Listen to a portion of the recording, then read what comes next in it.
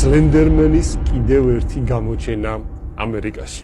ვისაც სუსტი გული გაქვთ, აუცილებელი არ არის ვიდეოს ბოლომდე უყუროთ. ხოლო ვინც მაინც დარჩით, გული გაიმაგრეთ.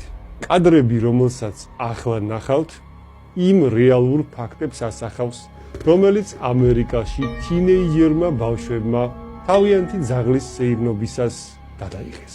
მოკლედ, ეს კადრები ოდნავ შეგაშინებთ, თუმცა საშიში არაფერია, რადგან სლენდერმენი მხოლოდ ამერიკაში გამოჩნდა.